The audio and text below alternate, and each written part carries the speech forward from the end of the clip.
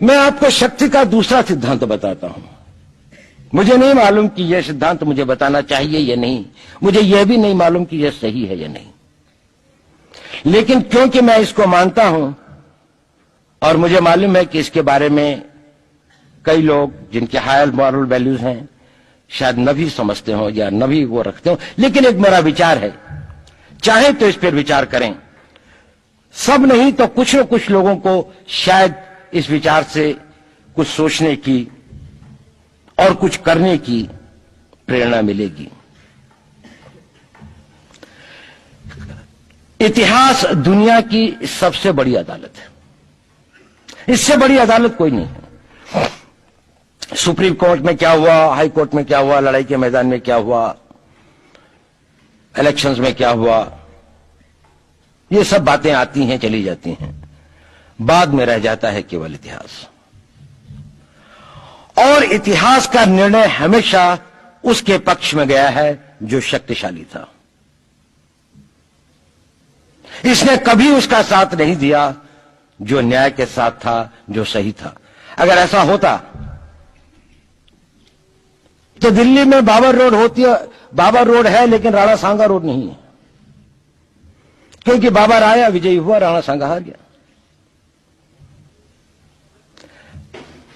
भारत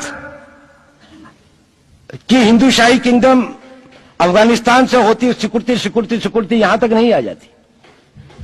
हमने किसी पर आक्रमण नहीं किया, हमने किसी के जीवन मूल्यों को नष्ट नहीं किया, हमने किसी के धर्म ग्रंथों को और धर्म स्थानों को नष्ट नहीं किया। शायद हम न्याय संगत थे, शायद सत्य भी हमारे पक्ष में था, लेकिन शक्ति हमारे साथ नहीं थी। इसलिए इतिहास ने हमें उसकी सजा दी। इतिहास ने हमेशा उनको सजा दी जिन्होंने विचारों को कर्म से और न्याय को शक्ति से अधिक महत्व दिया।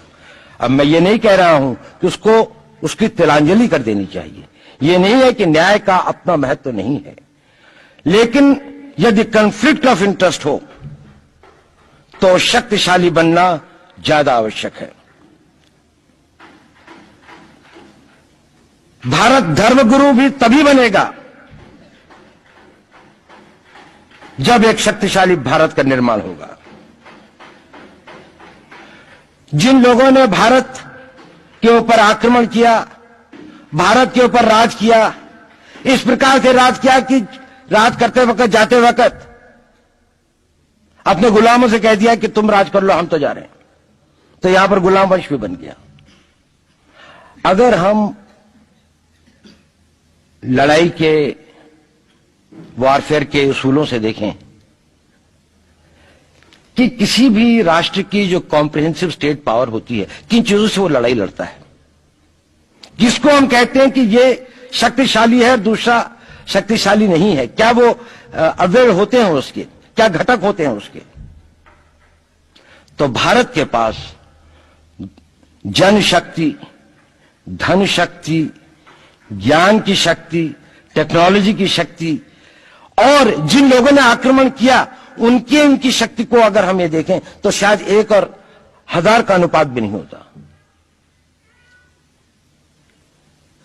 लेकिन उसके बाद भी हम वो नहीं कर पाए। और ये प्रश्न भी किसी ने पूछा, उस पर मैं आऊंगा बाद में। निवेदिता जी ने उसका बहुत अधिक उत्तर दिया, बहुत अच्छा उत्तर दिया था कि क्या कारण है, किसके कारण भी हम लोग इस लड़ाई में इतिहास ने हमारा साथ या हमारे पक्ष में न्याय नहीं दिया।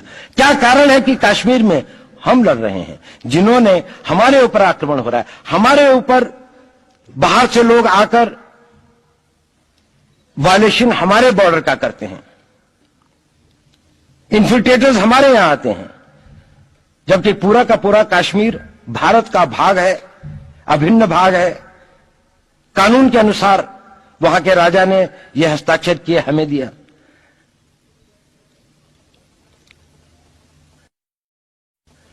क्या कारण है कि करोड़ों की संख्या में बांग्लादेश से लोग भारत में आते हैं, हम बाड़ लगाते हैं, वो लोग वहां से मना करते हैं कि आप हमारे आदमियों को आने दीजिए, और हम कुछ नहीं कर पाते।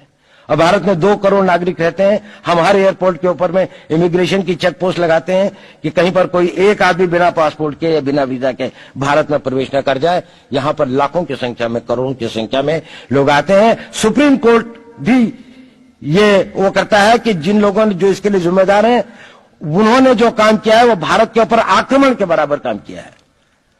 और वही सरकार उस सुप्रीम कोर्ट के 25 जुलाई 2005 के निर्णय के 3 दिन के अंदर में एक नया अध्यादेश जारी करके उन सारे के सारे कानूनों को फॉरेनर्स एक्ट के अंदर में इनकॉर्पोरेट कर लेती है, क्योंकि जो वो आईएमडीटी एक्ट था उसको सुप्रीम कोर्ट ने नल एंड वॉइड कर दिया।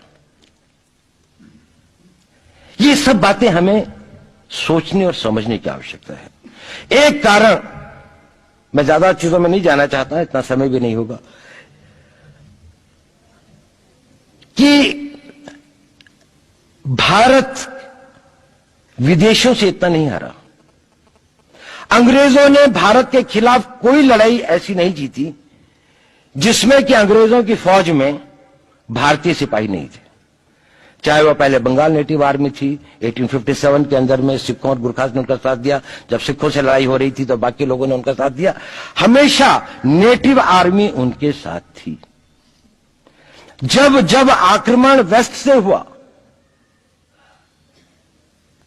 चाहे वो पार्थियंस थे, चाहे हून थे, चाहे मंगोल आए, बाद में मुगल आए, तो लश्कर कहां बने? वो तो थोड़े से लोग आए थे। लश्कर बने काबुल में, जिस वक्त तो इस्लामाइज भी नहीं हुआ था, लाहौर में, सरहंद में। हिंदुस्तानियों को हराया है तो हमेशा हिंदुस्तान के लोगों ने साथ नहीं दिया देश का। और दर्द है तो केवल इसी बात का।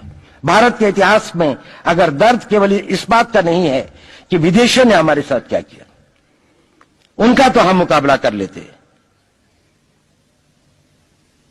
दुख इस बात का था कि हमारे सभी लोगों ने साथ नहीं निभाया और साथ नहीं दिया। और इसकी फीलिंग आज भी मुझे इस देश में होती है। और भारत को आंतरिक बाह्य शक्तियों से जो सबसे बड़ा खतरा है, वो खतरा इस बात का है कि हमारे अपने लोग ही कहीं राष्ट्र की सुरक्षा, राष्ट्र की अस्मिता, राष्ट्र के गौरव का सौदा न कर बैठे। अपने आज के सुख के लिए अपने भविष्य को अंधकारमय न कर दें। और इसके लिए जो जागरूकता चाहिए, इसके लिए जो ताकत पैदा करनी है, वो ताकत केवल समाज के अंदर ही पैदा की जा सकती है। उसको केवल आप लोग